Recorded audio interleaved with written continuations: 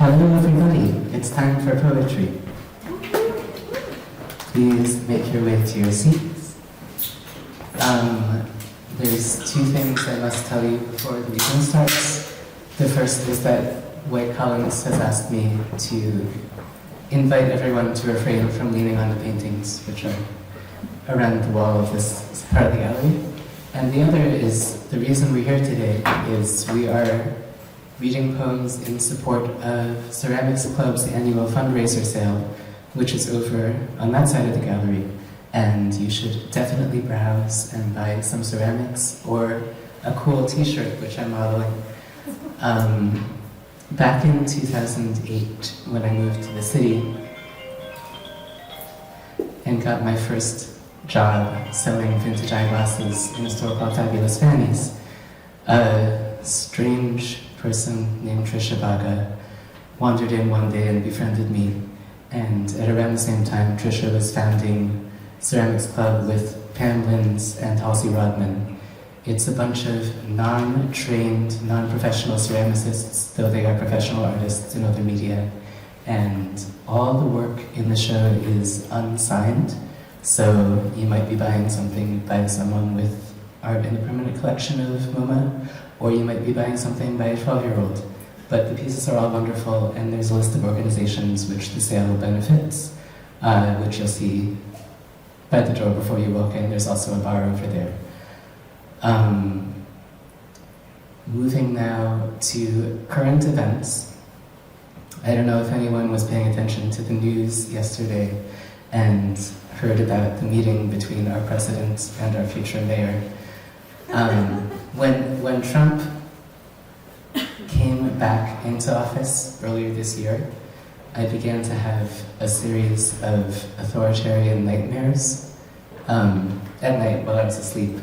And I don't mean to say that I've been affected in any particularly material way, but my psyche was definitely reorganizing itself to fit the moment.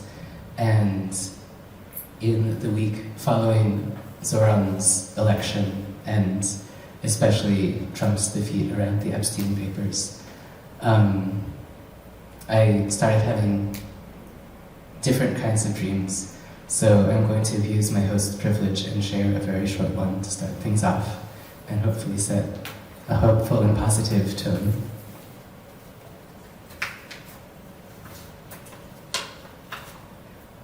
A dream. Trump is shredding on a Gretsch Country Gentleman. For those who don't know, that's a hollow body electric guitar. While seated side saddle on the back of a gold couch in the Oval Office. He is a good player, as good as, or better than, Mark Knopfler. Tasteful. I tell him it's a shame he didn't pursue music with the goal of trying to flatter him out of politics. It backfires. He thinks we are friends.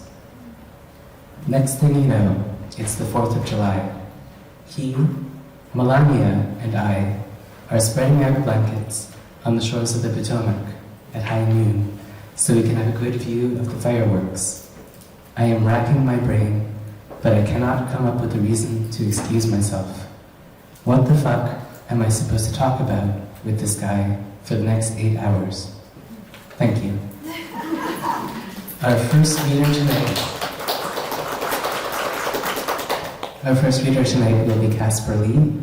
Casper last week stopped into the post office in Carter, Montana to mail a package. And the woman working the counter said, "I'm sorry, I'm just a volunteer. I don't know how to use the machine. Let me call Rhonda." Please welcome Casper.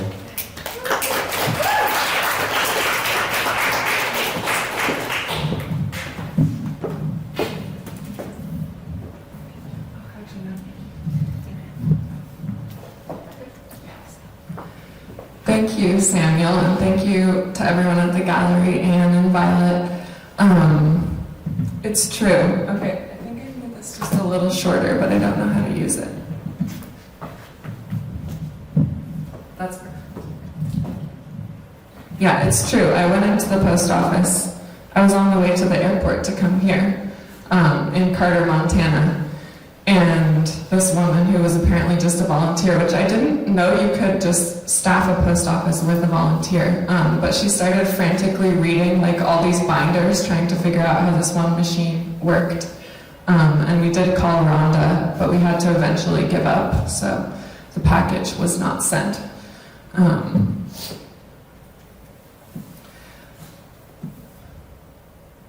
This poem, I'm going to read some new poems that I've written, some of which I've written with friends that are here. My friend Philip, who's a poet and has hosted a long time reading and writing group where we write poems. I'll read some of those, and then I'll read a couple things that are from a book I have coming out with Spiral Editions. That should be out soon. This is called Larger, Warmer Energies of Earth. Under your shirt, my house, I stick my head in my house and cry. What will you do? Get an erection from this crying in my house, so close as it is to yours? Where can I go in this truck? Its tank, big plastic tank of water. My cows will drink the weight of the water. The brakes spill over. The name Detroit, sip and shove and sip and slow. Head to head, the big ones drink and move their thirst. How will I know the bull is gentle? He eats my bull, my grain, my 69 easy. My body is strong, my triceps hook up the hose, the clips that flip that thing. I shift in the pause, the diesel, the pedal. How will it be under the tree with the pigs? The breeze, wearing grease. The ocean, a wallow that used to be a pond. The pigs, they snorkel. The mud, the water, they mud the water, prepare their dirt, and choose the one to weigh on. Cinco is my pig that I saved from slaughter. And my friend Eli was asking, oh, who did you save the pig from? And I was like, ourselves. I saved the pig from us. So Cinco got quilled by a porcupine, got a sniff, got a noseful. The pliers we acquaint him with will pull the needles free. This time it was just a warning. A dog ran up at the underpass. We called her Guy. He was at the bar. I knew it was him when I saw him, the dog's guy, Matty. He bought us a drink. He showed us how he stops the road from crumbling. Swollen udders, swollen bag. Cow 20, cow 59 are not a pair. All the others match. New symbolic form I don't have for a traditional image. 59 should be sucking, no? 20 should let 59 suck. This assumes you don't have a squeeze chute or a head catch. We stepped together to move her a couple times, and they should be hooked up. This chute is made of toothpicks. She shakes it with her shoulders.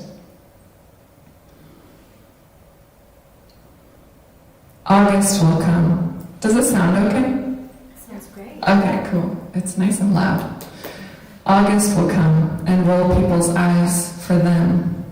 What it took to pry open cows interlaced and gods, raising an animal for me, raising several other people's, their hair in my pocket, the least of my resistance. I hum and watch them so carefully go away and where. Before their end, cows more than all the acres, full pond, part of the group, rest in their sweet ears attentive. Any sound that passes through, they broke out to escape back to right here to see their friend with the udders, butter her horns, render clean must. We got the pup to drink, we got the calf to latch. At last, no more head catch, no more special oats, no more. 5 o'clock scythe, but that's Paul's best. Seething, steady leveling. Long day breeders, corpus callosum. Gestation can change according to latitude. If the presentation is breached, you can still lose the foal. Take a read of the weir. 0. Not ideal.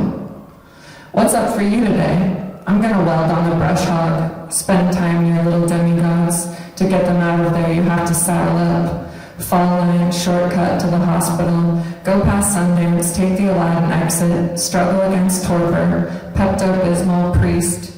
Little sounded coot. Cattle. Guard. Split the place in half, brother to brother. The churches of Joliet welcome you, again. Do you put up hay? That's what you say, put up. Everything to leave, everything not to. Our secret is improving in value. This one is about what happens when you start doing like physical labor every day, all day, and that is your hands start getting, they turn into like really thick sausages and your knuckles get tight. And if you've ever seen someone who works like that for a long time, it becomes sort of permanent. Mine comes on and then goes away. So this one's about sausage fingers. I can feel my habits making them, levers and spring-loaded pins, buckets and a stopper. At Looney Point, Rhett says, his kid book said, "It's not that I like cats, it's that I understand them." All the adults ask him questions. We just meow. We hope a dragonfly lands, big blue ones. Are we homosexualizing life enough? I am not easygoing. I accept the world without asking that it go easy. Passing manhood back and forth. I like when it moves back and forth.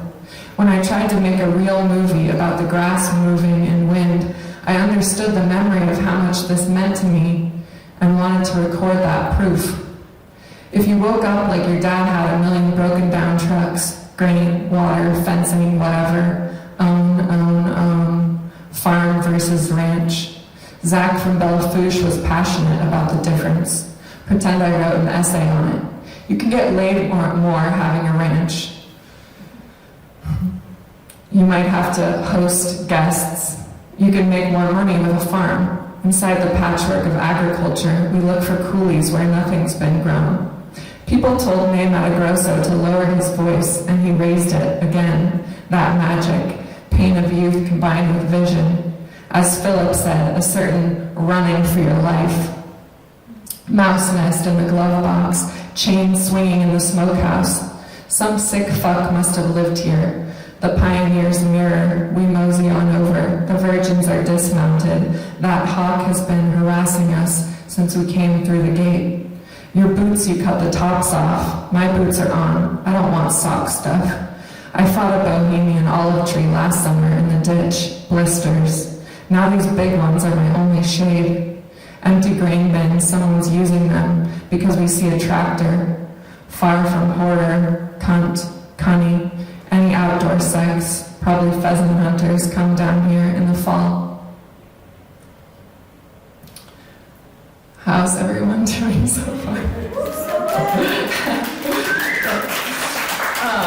It's hard to go first, but I'm really glad that Samuel read a poem first.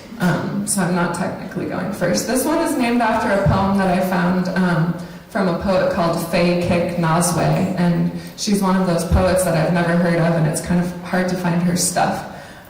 It's called My Hand Is Not a Cowboy All.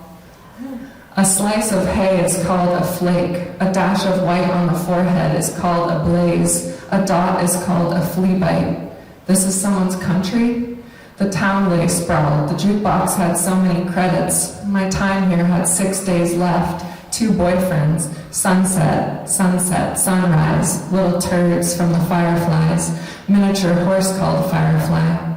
We take 60 minutes very seriously. Oh, I'm sad. My skin's rubbed through now. Golden wind reveals itself. Candles roll. A lapping gulf. I've let myself get dumb and happy. Pieces tucked back in. Mustang-coated Mustangs of the mesas. No mesas here. We could throw you off the buffalo jump. I'm not dead yet. What else? The screw from his leg when he got shot up is on his necklace now. He put it around my neck. My bird, my girl, my bird, my girl. If not redeemable, then interesting. Couple more. Maybe just one more. So the drinker is where the cows all go to drink, and I spend a lot of my time like moving stock tanks from one location to another, filling them up with water, and then installing a float so that the water doesn't overflow. And that's how the back of the toilet works too. But some of the floats are really beautiful. And if you go to a hardware store and go to the float section, they have like copper ones that I really pine after. So hopefully for Christmas I can have a copper float. At the Drinker. To chase the floorless tavern, thirsty entrance, stock tank float, sweaty imagistic film reel. How a float works like a version of the back of a toilet. Below the pond's one tree, the many globs of light, they fill up my life. My stomach drops when I stand at the homestead window too long, drinking in a sack of residue, ceilings tiles droop, rusty curse, unmasked fantasy, out of the blue goes outward, a good laugh can carry away a whole car lot, spoiled blood, faint pig squeal, a fox can pull what you threw into the burn pit, back out. Back out is what we say to the dogs, to call them off. Okay, I could read one more, but what do we think? Yeah. On this one? Okay, this hopefully will go pretty quick. Okay, this one's called Pass Creek by the Elk Refuge. It's an older one from when I was living in Sheridan, Wyoming, which is, I would say, like a Taylor Sheridan coded place, if you can imagine that. Pass Creek by the Elk Refuge.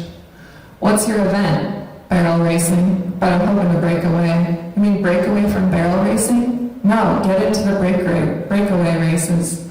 Horse was injured, so she got to throw on a sundress and watch. What do you know? I don't know much. Does my tan look funny? I know less than that. 148 yards, I'll get you right in the asshole. I want a massage with oil. What do you want, Pam cooking spray? You want the spray? Cowboy's named Zach, won't slow down. How are you? Like a bad penny. Dead porcupine, dead coyote, dead deer, run down ranch, so dry here. Light pouring through, constant fit of grasshoppers and cut grass. It's not trapping season, but I don't trust the absence of traps. Couldn't get straight. The instructions. I knew how I should act. Smile, you're in Du Bois. Purple in those hills. Hat got stolen. Guess I left it sitting too long. Pissed me right off. Now you're in the thermal pull list like the Flintstones. Certain key moments of kindness. Vote for someone named Pepper. What's important to you? Foreplay. Still. Wrote a $1,000 check to some dipshit with cancer, then got kicked out of the bar. He still cashed the check. Land on fire, water truck. Shot 39 cows today, they were all burnt up. The war in miniature, my family. A pecker's length. I'm haunting the lounge. I'm returning again and again. I'm haunting the lounge. I'm here again. Play fiddle tunes on 4-string guitar.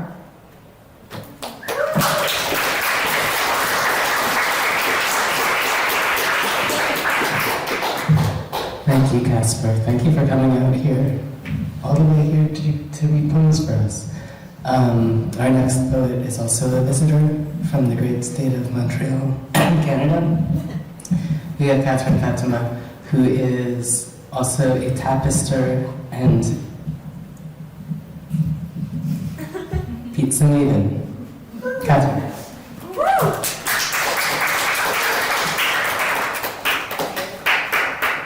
You should just keep clapping.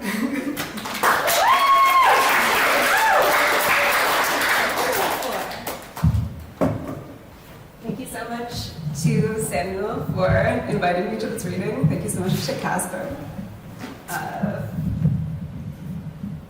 Thank you for the tag.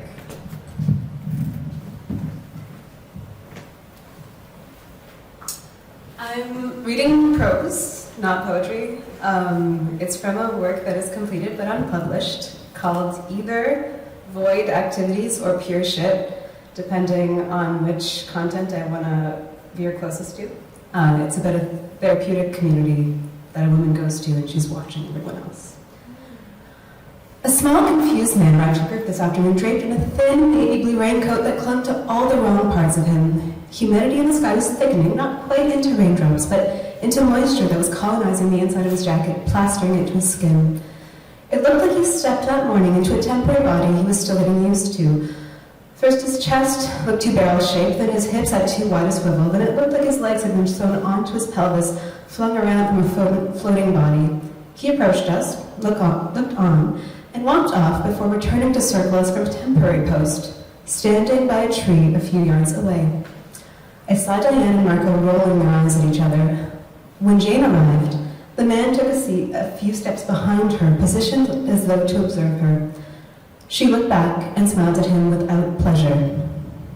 I've just got to say, guys, it's not all good work, but it's good work. You've got a lot to be proud of here. Some of you could look to your colleagues for a few tips. A lot of hard work going on. With some of you, not as much, but good stuff all around.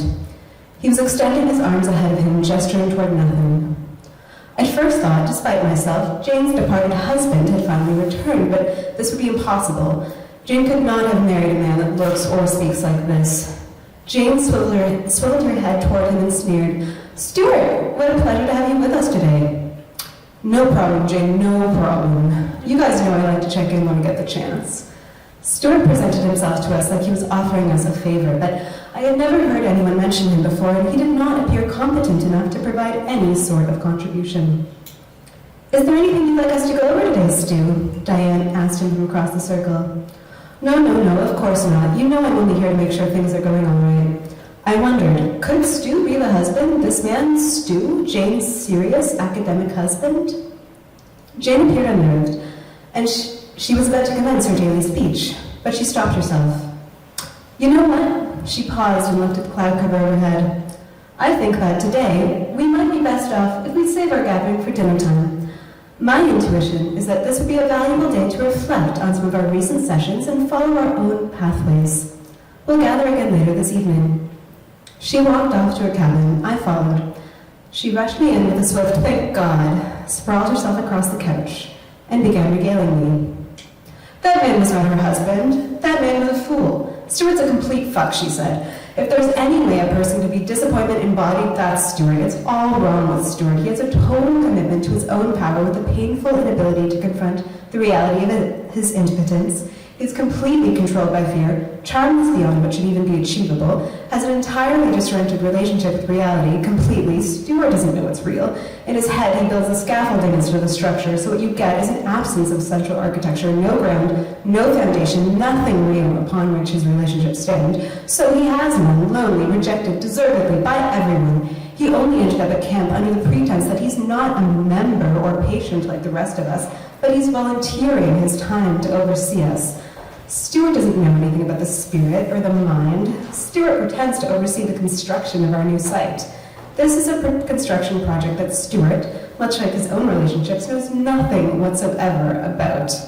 Nevertheless, Jane allows him to project manage, quote unquote, the people building it in exchange for his financial support. Aha! Support that isn't circuited through Jane, but through Thomas, that's her husband, who Stuart finances personally, as some of Thomas's earliest research was heralded as groundbreaking on online forums promoting men's rights activism. Said research, Thomas's, has now of course been totally disavowed, of course, but it's not worth telling Stuart, obviously, because the moral necessity of having the delusional bumbling man support our organization outweighs any opposite moral necessity of us having to be honest with this man. For similar reasons, the same moral calculus has been applied to all public denunciations of Thomas's previous work by Thomas and by Jane and by any of our organization's associates, because ultimately what's been said has been said, and there's no reason really to discourage admiration of one of our group's figureheads on behalf of potential patrons, however that admiration might have been won. It all harmonized perfectly well with my initial assessment of this man, who was more Molrat than human in manner and appearance. Jane knew well that it was ultimately to Stuart's psychological detriment to allow him to play dolls with the people legitimately performing construction work on the new bill. This reduced Stuart to a state of performative infancy, especially as he did audit therapeutic sessions often and was, despite his protestations, one of their most active participants. She insisted that as long as he would not avow that he was receiving therapeutic care, she owed no real duty of it to him. He would simply pass through camp as an annoyance, funneling money through it, having his delusions bolstered, eventually leaving, perhaps worse off than before.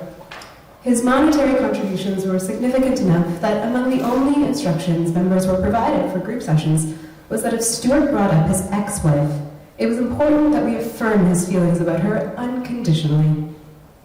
In cases where Stuart's criticism of his wife were mild, this act of brown-nosing seemed harmless, but occasionally a violent memory would tickle him behind the corneas and a violent or at least suggestive feeling would emerge. It was difficult to put a barrier in front of what sort of behavior we might tacitly encourage Stuart to subject this woman to, because whenever he wasn't talking about circling her workplace, harassing her new boyfriend over the phone, or engaging in light fantasy about the 2 or 3 times he slammed her head up against the wall non-concussively, his words, his framing of his own behavior was unusual. He didn't think that he was motivated to behave as he did toward his ex-wife or toward anyone else by his own feelings. Rather, Stuart saw his own behavior as serving as a great moral corrective to this world, that this woman was lost. He was saving her, and saving her was an admirable act, one he committed out of goodness. And if she didn't like it, she was a malicious bitch who was punishing him and deserved every bit of retaliation that she got. He didn't smile when he spoke. He was serious, burdened even, with the duty to attend to this woman as long as they were both alive, whether she knew she needed it or not. The tiniest affectations of pleasure would emerge from his face only when he would talk about this deserve. Stuart detested his bitch ex-wife. He experienced no pleasure directly from the subject of his obsession, but instead seemed to have a kind of direct erotic attachment to the delusion of his own goodness. Like nothing would be sweeter than if he could make things right with God by, for instance, if his wife finally behaved just badly enough that he could be permitted to effect one of these concussions to a lethal conclusion at the peak of its potential moral justification. In order to preserve our financing, we were instructed to agree that Stuart's bitch ex-wife was a cunt who deserved whatever came to her, but whenever he began to articulate what indeed could come, we found ourselves pressed. Stuart wasn't that bad. He didn't only talk about his ex-wife. He also had a wealth of perfectly boring political commentary to share, the sort of commentary that comes together easily through passive reception of daily newspaper op-eds or popular podcasts. When Stuart wasn't talking about his ex-wife, he talked about the government, and he did so with a naivete convinced so fully of his own exposure to some brilliant secret, arguing for nothing more than the continuation of the prevailing order. And this was appropriate commentary at camp, honestly. Jane and Thomas were no fans of intrusive government action either. The minor social and financial issues that attracted Stuart's attention were meaningless and without context, plucked out of history and represented as though novel. They were worthless pieces of sensationalist trivia. They all took this energy, some political tabloid or scandal or another, something that the Liberal Party or American Democrats were up to. When he talked about these things, it was boring. But when he talked about his ex-wife, it was actually pretty interesting. Conspiratorial thinking is most compelling with deep, heartfelt descriptions of the actors on scene. Jane, always interested in the more compelling version of things, would encourage him to talk about his wife, even if it meant taking time away from some of the other attendees. I think I took that passage from what I was working on because it feels most like talking to my colleagues at the pizzeria about people in my life that I find objectionable. Sort of the most like that. Okay, I feel like my time is running on. I'm going to read something very, very quick from a new work I'm just beginning. It is more sci-fi. It's about deepening Lake Ontario in order to start a new global shipping realm from there. I'm from Toronto initially, before Montreal. You can dredge it. The tunnel had always been there, always already, remarkably close to having been missed again. It was a teen who was streaming TikTok, dangerously chronicling his exploits for feed tips, pitching off order coins to the deep and dark with a headlamp highlighting his scuba gear in a branded wetsuit, broadcasting how deep could he go, and where the coin landed, honest to God, a mere 0.69 kilometers southeast from the Tommy Thompson Lighthouse, he dove, reaching deep into the muck to retrieve the minted plastic subscriber demand as it, animate, retreated further and further from him, almost a disaster. He held it, fan-dedicated, while the trinket with its now own gravity pulled him under, and under into what? A pile of Ontario trash, dusty with its own sedimentation, murky, algae-bloom Sundays, Some days, storm-swept others, and if so, quite toxic, owing to the form of the sewers there and whatnot. So that's generally the concern, not drowning, not being pulled under, not a second world of great depth where the largest transport vessels are not even permitted to cross lest they get stranded. An able swimmer shouldn't drown there, not one of our young men, not for his followers. But the coin kept dropping deeper, deeper, until Jaden Pound sadly relented, returned to the surface, and announced to his followers that he would come back the next morning. Only that morning, no GPS signal. Order coin vanished. So the followers got a live stream of a bunch of filth with little naval four-minutes slurping up sand into the center until one follower, adult, got the notion that the order coin hadn't flown off further along the lake, but nor been captured by another follower, but potentially been sucked up by a prehistoric vein that traced back to the city, up on land, and up to the other side, off-gassing contents from the lake through a sort of blowhole out by Northwark Center.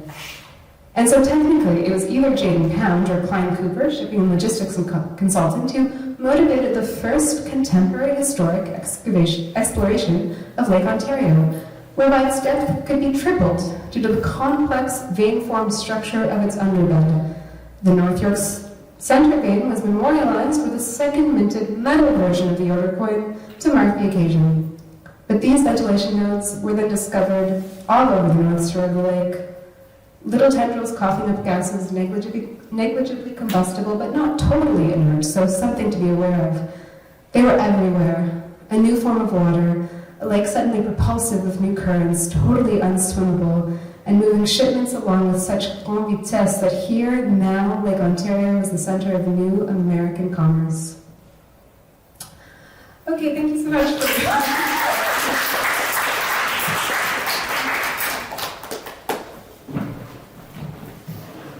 Thank you, Catherine. And next, from the great state of NYU, we have Malvika Jolly. I'm really winging this because I realized I forgot to ask anyone for bios. I do know that Malvika is an expert practitioner of the art of hot girl parking, which means leaving your car in front of the hydrant. I saw a cop hot girl parking by Union Square today. No, how tall are you? How tall are you? How tall am I? Yeah. Come up here. You can okay, wait, but I'm gonna one second. See, the issue is I'm really tall. Okay, hold on.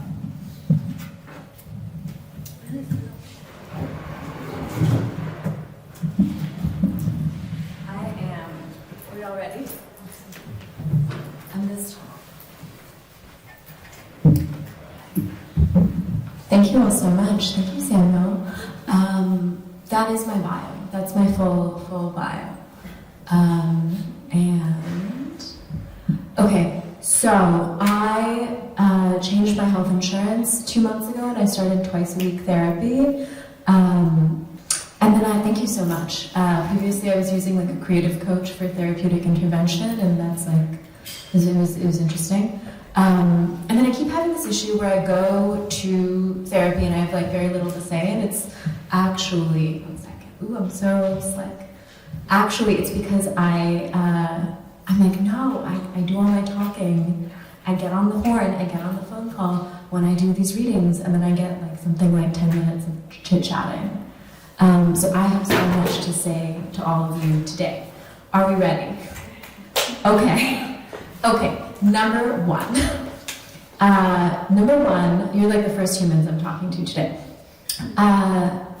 Number one, what a beautiful thing to be here with you all today, but also lately I've been feeling like in Poetry World NYC, kind of like Poetry World has been cracking me open like a really voluptuous egg, and like all my yolk is like, it's just been feeling really like beautiful, and like I have a friend, Sana Awani, also Canadian, who says that like being a poet is kind of like a political orientation in a way, and I think it is a kind of orientation. So like even like I met Samuel 2 weeks ago, 3 weeks ago on Halloween night at a different reading, and you were wearing the outfit of the era, which is the Louvre Bandits, right? But it was somehow illegible. It was somehow like the most legible hit outfit of the season, but it was illegible, right? And I was like, why can't I figure it out? and it was like the jewels weren't like leaning out of the pocket enough, like it wasn't gaudy enough, it wasn't like ostentatious enough, so we kept pulling at the jewels to like pull them out of the pocket to make it more apparent. And you were like, no, no, no, no, no, don't do it, they're real. They were real, the pearls were real. And to know Catherine Fatima, where did you go? There you are, oh, recorded. And to know Catherine Fatima, who I've never met in person, but who slept in my bedroom like 10 years ago, when I was in India and you were in New York, and there's so much intimacy in that, and we share a dear friend who moves in and out of like ex-best friendship for me, and that's all I have to say. Thank you all so much. Let me read you a poem.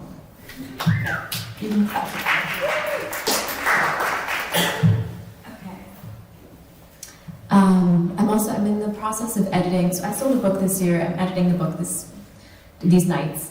And I've like hacked the system, and I'm like, if I go to the Kawa house, not far from here, every night until 11 p.m., the book will happen. This is the poem that opens the book. It's called Dream Daughter in the Ambient of the World. You can all close your eyes. I'll wait. I see you. Okay. Dream daughter in the ambient of the world. Once, we sought to remember past continents through dream revelation, to trace the routes we took back to the shores where we were birthed. Now we know no country but each other. Dispersed across the ambient of the world, we are all each other's dream daughters, all each other's past, present, and future. We are the fruit fallen in the shadow of the non-fruiting tree. In this nation of dark waters, there's only us. No frontier, no chartered passage, no borderlands. We bow our heads as we pass beneath each other's auspices. We are an odd sort of commonwealth, charting poetics and labor economies. Power cuts out across the dampened city. In the dark, we dream daughters, like the moonflower, blooming just once in an Englewood alley. In the twilight desert, we dream of bougainvillea, blushing on the boundary wall, old as independence. The people of this city suffer an infestation of history, one for which wound and cure are the same. After the good doctors cannot cure us, we seek out the less good doctors. We are the rafts built from ancient doors to which we long ago lost the keys. No language but communion, no passports but the sea. Thank you.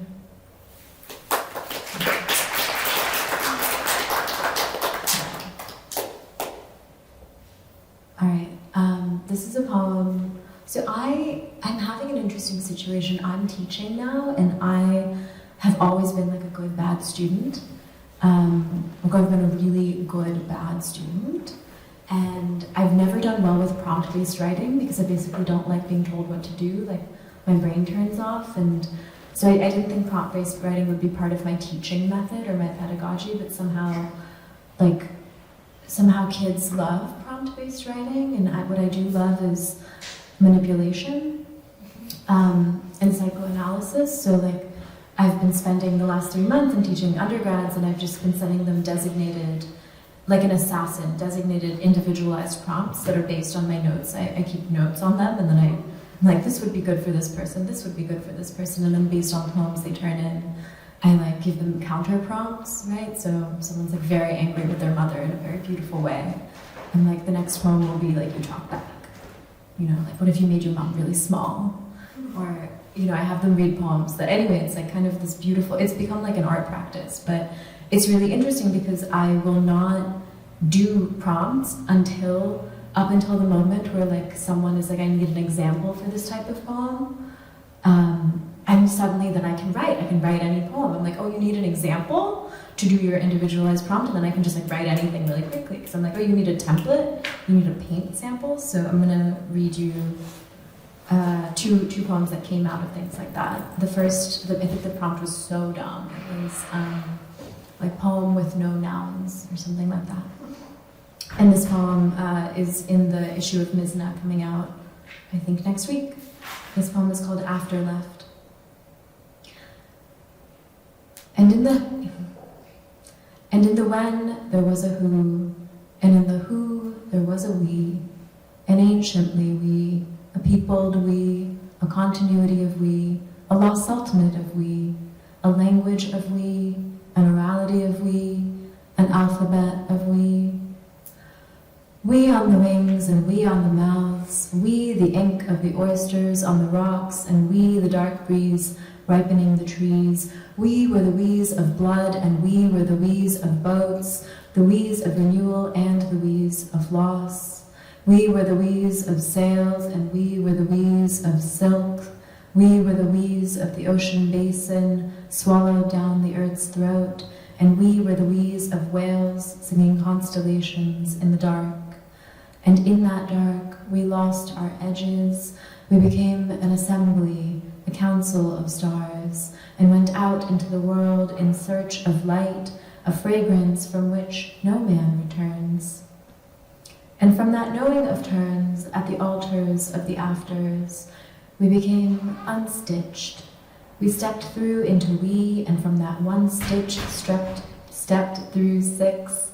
And from those 6 there soon came 12, and of those 12 then came 20, and from the 20 soon 40 or 50, and all of those 50 grew up the side, and flowered crimson, come on in, and flowered crimson over the edge, weighing heavily on the where we had built up to house the when. And so a day came when our whens outgrew the we's, until we were all that was left, here and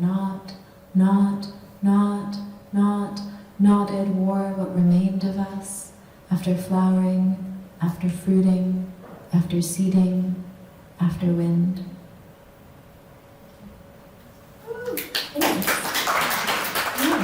Okay, actually we have a choice.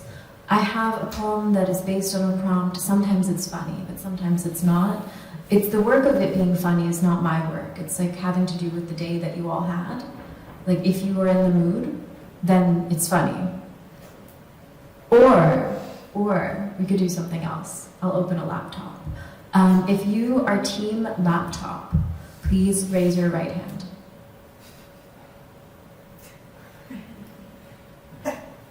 Okay, well, Catherine Fatima gets like 100 points. What was that question? It was which poem should we read? No, you said something about laptops. Yeah, I'm going to open a laptop. But you asked a question. I did. What was the question? The question was, I wasn't sure about which poem to read. One of 2 poems. I sold it originally I sold it like I was going to read the funny poem, which was based on a prompt assignment. It's after... a family poem? A funny poem. Funny poem? Yes.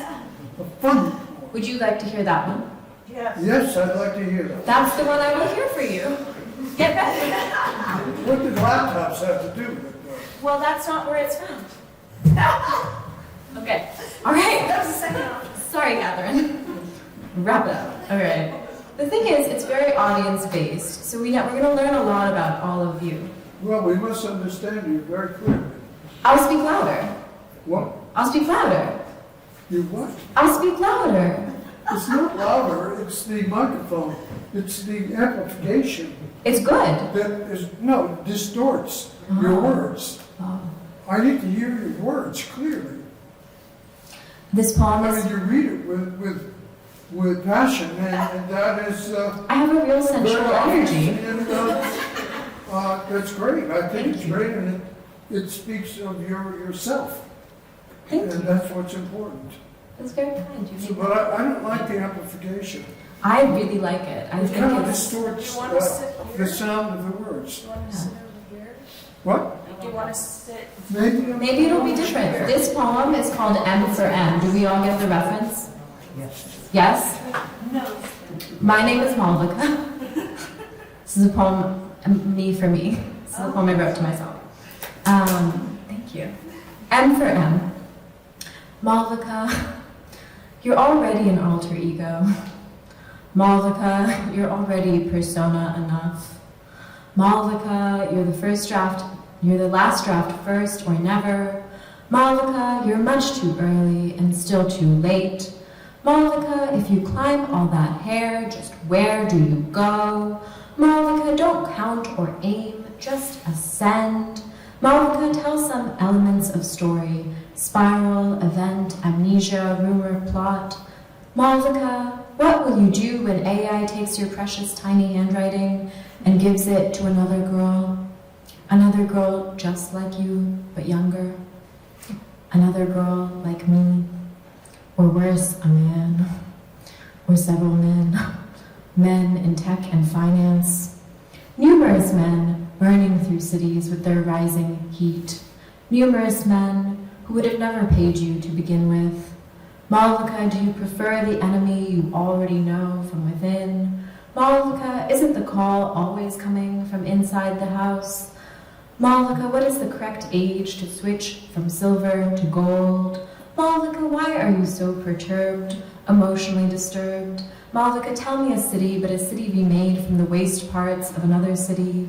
Malvika, tell me a freshwater city, made from all new industrial parts. And next, why you will never cross its borders, or even cast a glance in the direction of it from afar. Malvika, you know excessive hair washing can be a maladaptive coping mechanism. Malvika, it's right there in red letters in the DSM-5. Malvika, talk to me dirty about craft. No, not that kind. I meant the history of gold embroidery on velvet, heavy metal poisoning, or where to hang this carpet so the breeze slips in. Malvika, tell me where to air dry this wedding veil with 12 pointed stars when the monsoon comes and comes and comes and comes. Malvika, where to buy authentic Mughal miniatures on the side of the highway on a budget.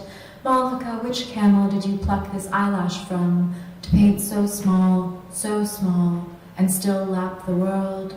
And did you take it by force, or while it rested in the shade beneath the trees?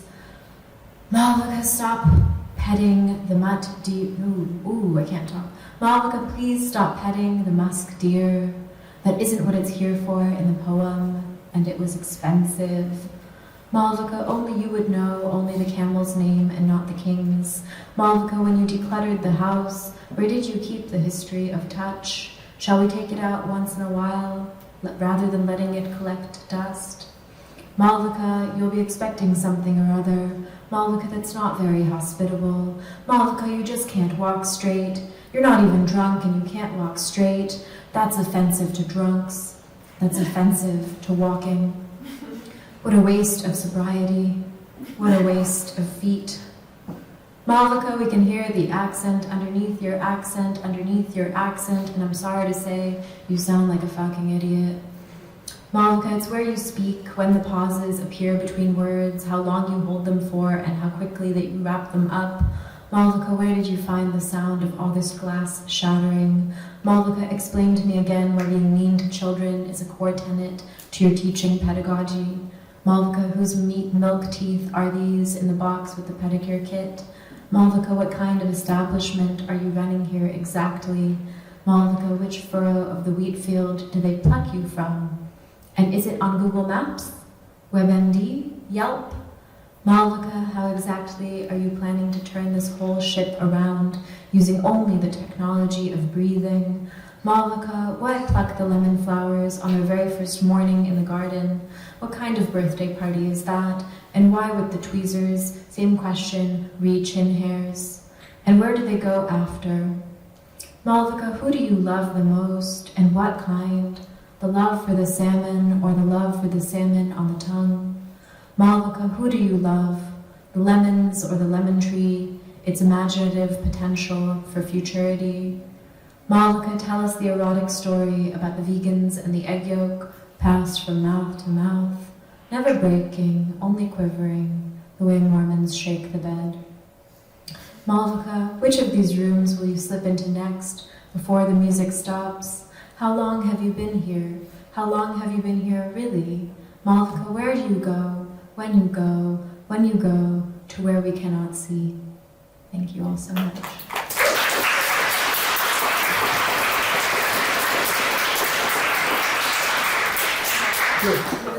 I heard it very It's funny, there's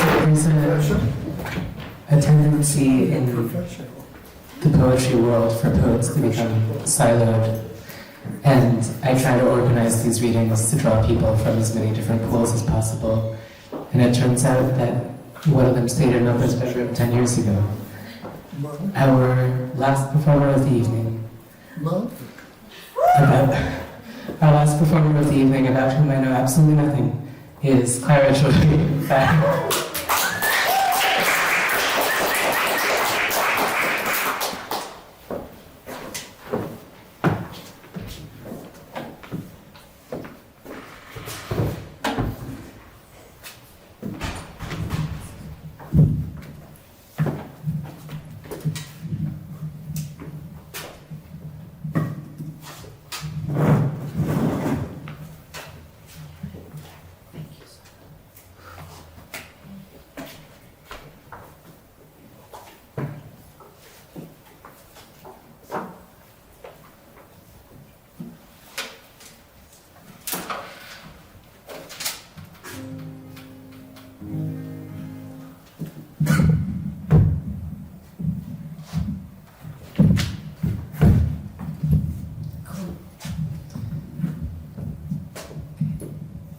Cool.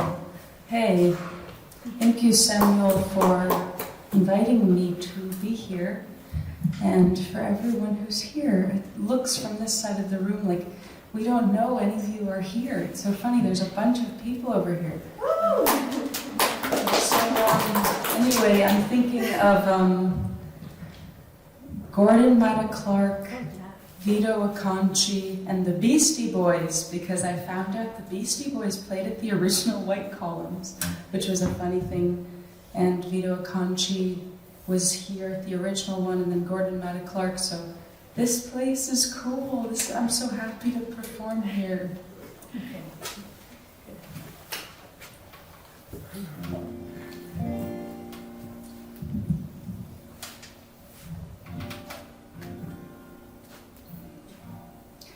Life is like a dying witch with no more spiritual tricks for its own reality.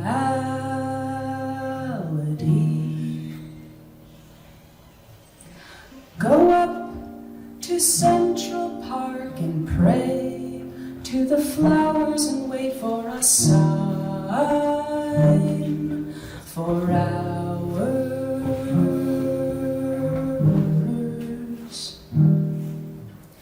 Pray for your thoughts to be sucked away by the gods that decide what you think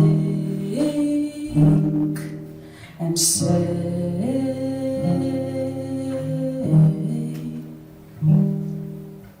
Pray for a saint to restore your sanity, then you find out it's all just self-soothing vanity.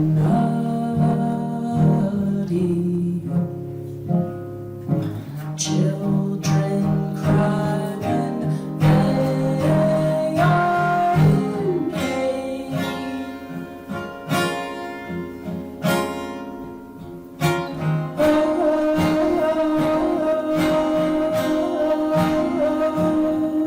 Instead, we just swallow it and go insane.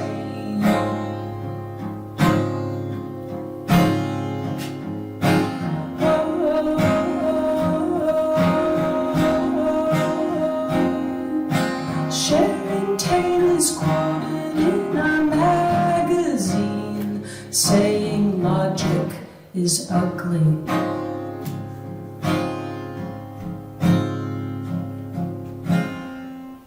I had a best friend, she doesn't talk to me anymore, and I don't know what I did wrong.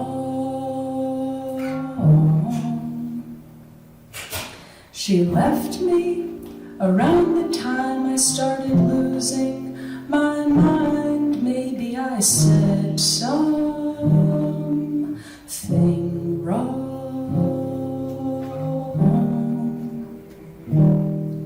She left me around the time I would check the cupboards every night for evil spirits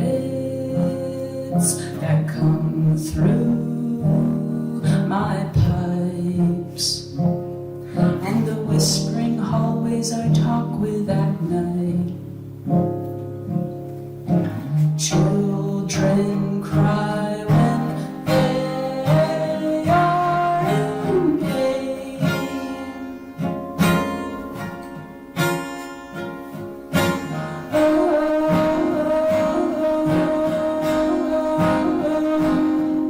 Instead, we just blame it on the rain.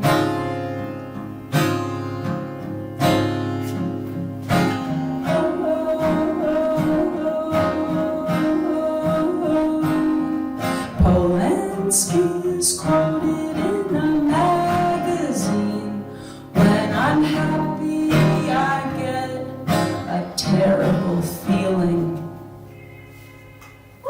Which, by the way, he actually said that. Him and Sharon Tate had some really interesting interviews. I'm sorry. You're great. You're one. Obviously, there are issues there. Okay, so let's just move on. Okay. Okay. Breath. There are many words that can be found within a single word if it has vowels. Breath.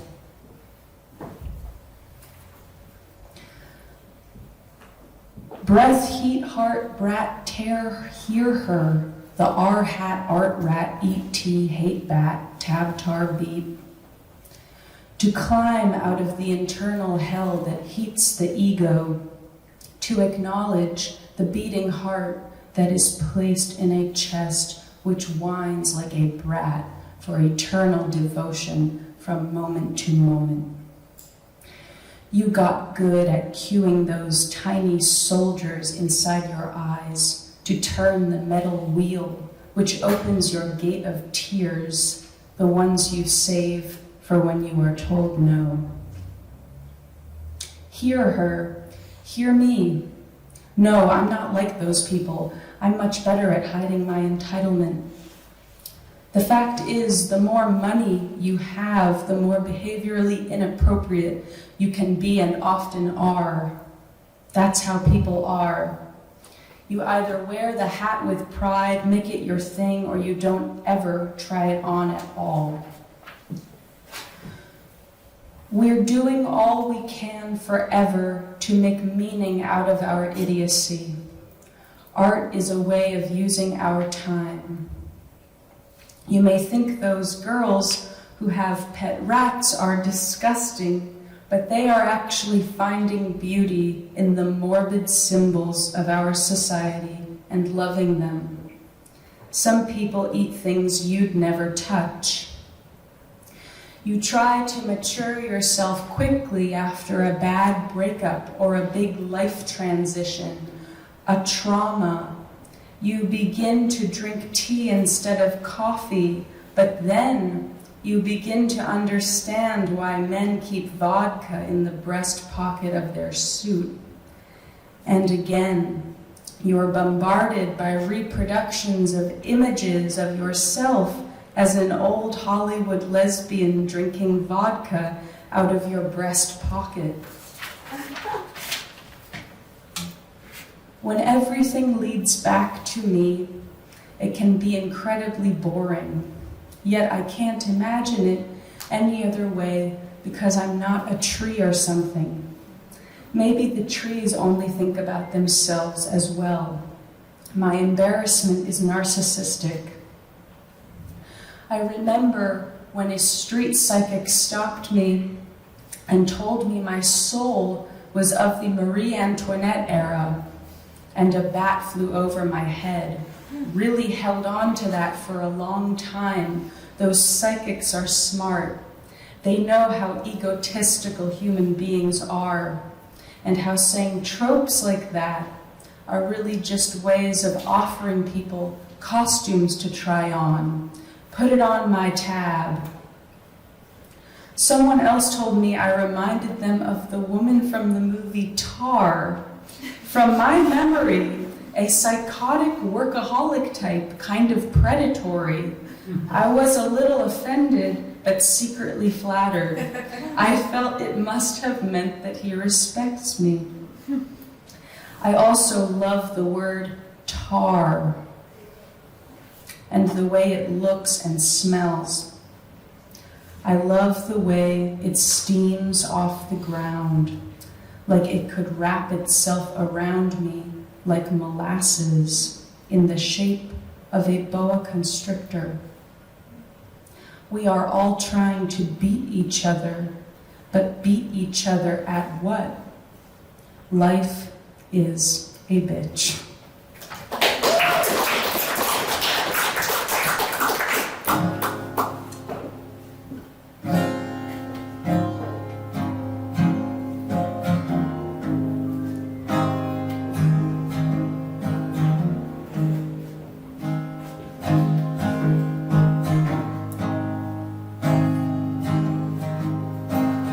When was the last time you truly felt exhilarated and free? Personally, it was when I was a teenager, before this period of the world began. I would like to feel this way again someday. And under the current circumstances of the world, it's looking pretty bleak.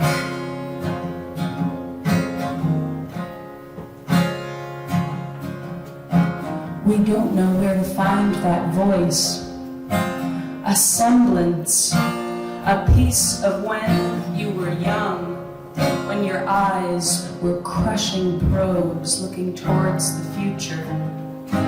Someone put windows in cement walls to look out on cement buildings. Someone put plastic cars on highways to look out at pruned forests. Wraps us in its rotting arms and speaks in whispers of its wind. In candlelight basements and underneath bridges, we're just looking for a break from the breakdown. We're just looking for a break from the breakdown. I was a child with an ache in my chest, youth culture and plastic interactions. I'm just trying to get by while the world breaks down. When the past dies but the symbology remains, the present can't live up to its past. Pale skies weep for the world's music and its songs. Trying to unravel in a fashionable way. I had hoped to end up a new person. All the pastel ads are begging to uproot me. The sky breaks above a polluted sea, and plastic floats inside your bloodstream. In candlelight basements and underneath bridges, we're just looking for a break from the breakdown. We're just looking for a break from the breakdown. The earth wraps us in its rotting arms and speaks in whispers whispers of its wind. In candlelight basements and underneath bridges, we're just looking for a break from the breakdown. We're just looking for a break from the breakdown.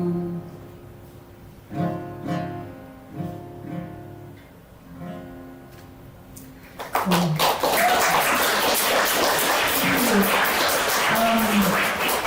Just wanted to mention I have 3 records with me. Do you mind if I show the record?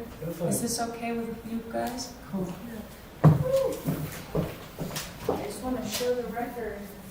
This is the record, if anyone has a record player or is interested. I am selling for $20.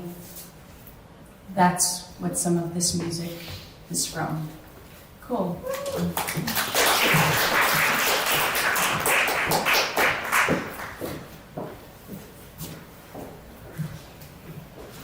Thank you, Clara Joy. Thank you, Malika.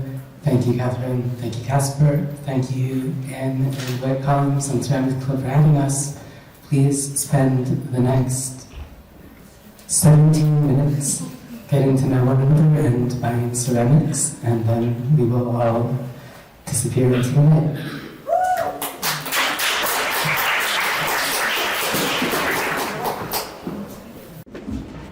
You hold this or something. Yeah. How's everyone doing? Good.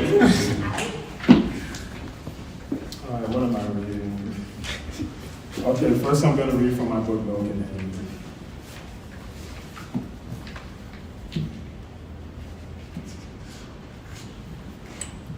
Roses are red, violets are cool.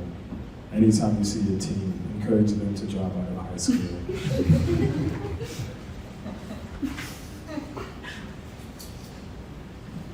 Some people say being popular or having lots of friends isn't important, and only losers say things like that.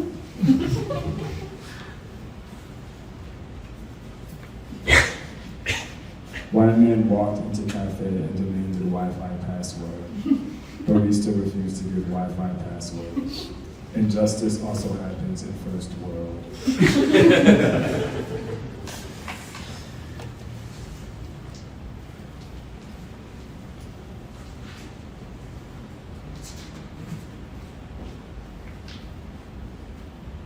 If Jesus Christ was alive today, he too would believe that Hillary wouldn't have won.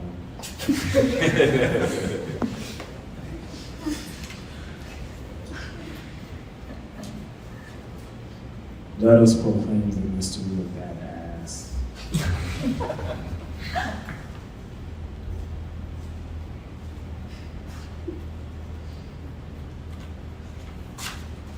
One more. If Jonathan Franzen or Jonathan Safon Foyer don't have an opinion about something, another white man named Jonathan will. I find solace in this. Okay. That's milk and honey. So, I fucked up my ankle in January. Slipping on ice. I was on my way to the train. It was really messed up. So I was in a cast, I was in a boot, something. It was a whole ordeal. So I just wrote a poem about all the TV I was watching. It's just called TV. It was barely into 2026. And on January 4th, I took a hard fall. It was in Ridgewood. My ankle was fucked. The orthopedist told me I'd be in a cast for 6 weeks. I planned on traveling this winter. Oh, how my life was about to really fucking suck. I spent the first couple of weeks in my apartment, cursing at the heavens, irritated, down on my luck, until I rediscovered television. I mean, what else was there to do besides watch The Pit, Traders, and contemplate binging Nip Tuck? Life is so hard, especially when you get hurt. From medical bills to loss of income, all whilst living in this godforsaken city. You start to question your self-worth. You begin to think, what in the hell is wrong with me? But I'm here to tell you that if you injure yourself and you're feeling depressed, do yourself a favor and turn on that motherfucking TV. I've caught up on everything I've missed in the last 10 years. From industry, to Underground Railroad, to The Night Manager, to The Real Housewives of Atlanta, to the entirety of the Winter Olympics, including post-game commentary, to the 2016 season of Top Chef. All is fair game. Even currently airing shows like The Wild Suburban Ride by the St. Louis DTF. And sure, I have a ways to go till I'm fully mobile. For 3 days a week, I'm doing rigorous PT. Till that time of being out and about, you can find me holed up in my Bushwick Railroad living room, while Stanley Tucci's Italian food show comforts me. All right, that was TV.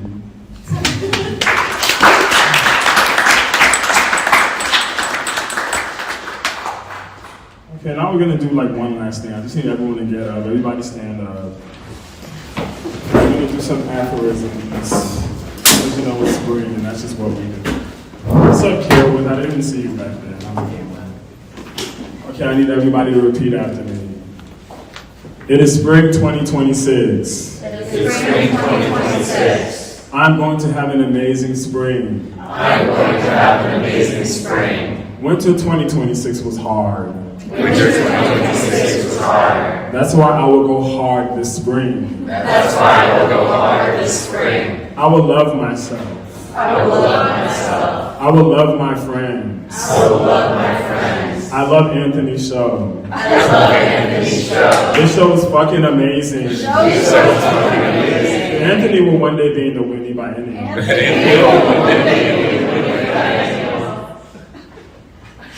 Now I need you to turn to your neighbor and say, I love you. I love you. I love you with all my heart. Now I need you to look back at me. I will make love to my lovers. With reckless abandon. I will abandon those who don't love me. I will abandon those who don't love me. Because I am worthy of love. Because I am worthy of love. But most importantly, I am hot. I am hot. I will make so much fucking money this spring. I will make so much fucking money this spring. I will vacation in exotic locations. I will vacation in exotic locations. I will ignore my haters. I will ignore my haters. JK. JK. I don't have any haters. I don't have any haters. Because I am hot. Because I am hot. Ah! Fuck ice. Fuck this bullshit. Fuck this bullshit. I will conquer the world. I will conquer the world. Because I am love personified. Because I am